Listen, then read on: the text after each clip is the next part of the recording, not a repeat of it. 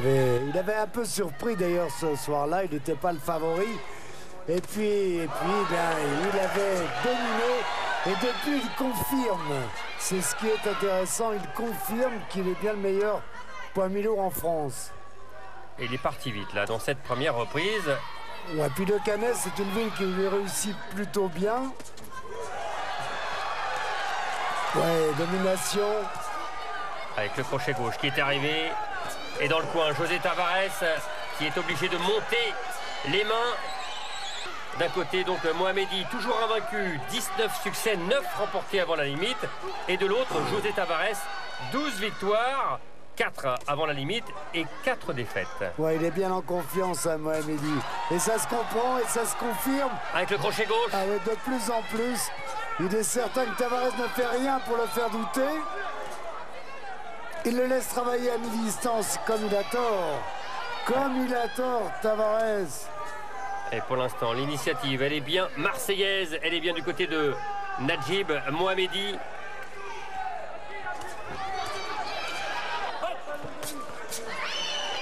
Ouais, tout de suite, il reprend la marche en avant. Tout de suite, il reprend l'initiative. Quel travail avec le bras avant gauche de la part de Mohamedi.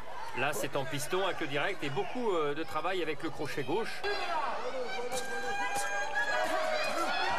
Et le coup d'œil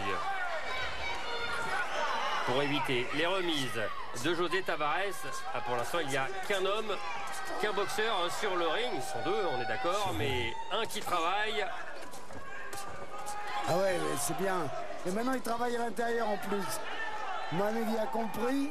Il a suivi les conseils de son entraîneur, Monsieur Florimont. Oui, toujours le premier, le plus précis.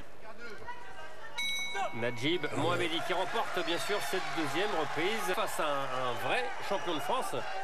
Et quand on regarde ce qu'a fait Nadjib Mohamedi depuis un an, c'est le seul boxeur en France actuellement à avoir effectué comme ça autant de championnats de France. Ah, c'est bien, s'il en a l'opportunité. 6, Jean-Claude. Ah, ouais, 6 en 1 an et 15 jours. C'est formidable, c'est formidable. Au moins, on sait qui est le champion de France dans cette catégorie.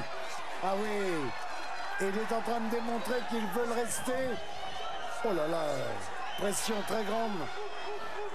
Beaucoup plus rapide, beaucoup plus vite en action. Beaucoup plus tôt. Beaucoup plus tôt, voilà, beaucoup plus du champion. Avec un peu de métier en plus. Invaincu, il ne doute de rien. Le champion en titre, Mohamedi. Et il va se rapprocher, bien sûr, d'une chance européenne.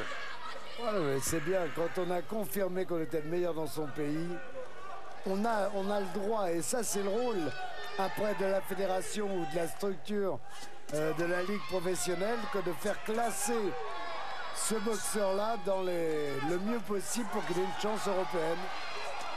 Ouais, et le crochet gauche de José Tavares voilà. En remise. Bien mieux que ça. Il a vraiment des... C'est pareil que le protégé qui va cracher. Il donne tout là, il donne tout. Mais c'est bon, ça nous fait un bon truc, une bonne tasse, tu vois. C'est ça les bonnes tasses. On est chez lui, c'est ça les bonnes tasses. Voilà, c'est ça les bonnes tasses. C'est trop bon. Mais il est concentré, il est bien, Mohamedi.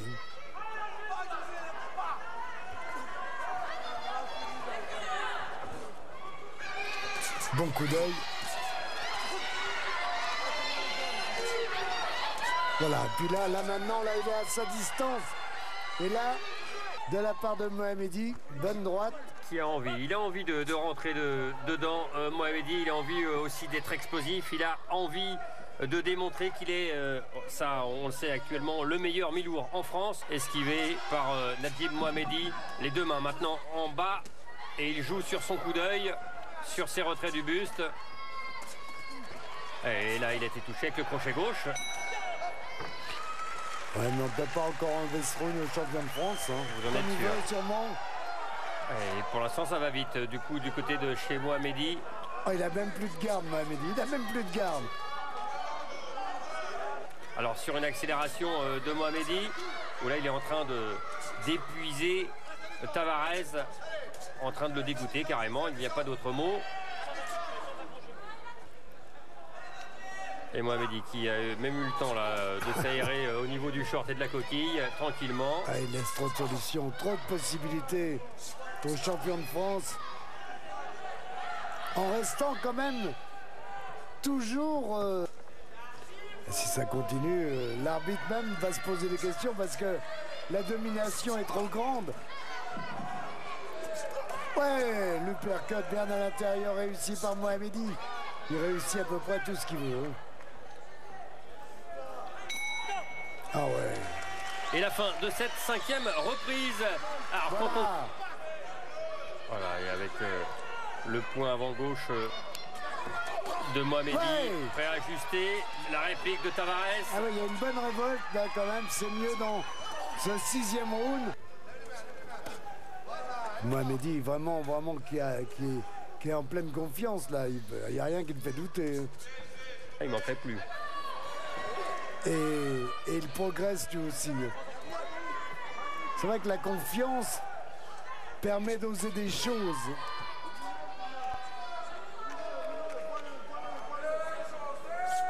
Et il travaille bien à la salle, Nadjib Mohamedi avec Samuel Florimond, le champion de France des lourds légers en 97. On se rappelle notamment son combat contre Patrice Aouissi.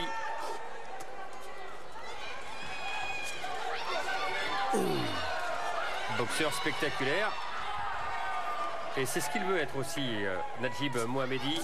Ah, il est spectaculaire, hein, Il est arrivé avec un Borsalino d'ailleurs. Tavares, mais pas suffisant, c'est pas suffisant. Pour devenir champion de France, et face à Mohamedi, il faut en faire davantage. Ah oui. Ah, j'arrive pas. Il n'y arrive pas, ce soir il n'y arrive pas. Ce sera pour un autre jour. Et le succès donc de Nadjib Mohamedi. Abandon à l'appel de la 7e reprise du côté de José Tavares, qui était, c'est vrai, totalement dominé.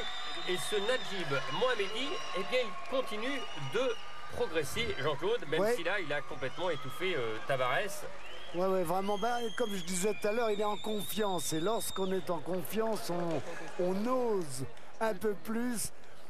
Et lui, c'est ce qui lui arrive, et c'est normal. Après 5 fois une défense de titre, c'est important. Et ce titre lui va bien et il lui fait honneur. Voilà, on revoit. Mais tout le combat a été à peu près la même chose, quoi.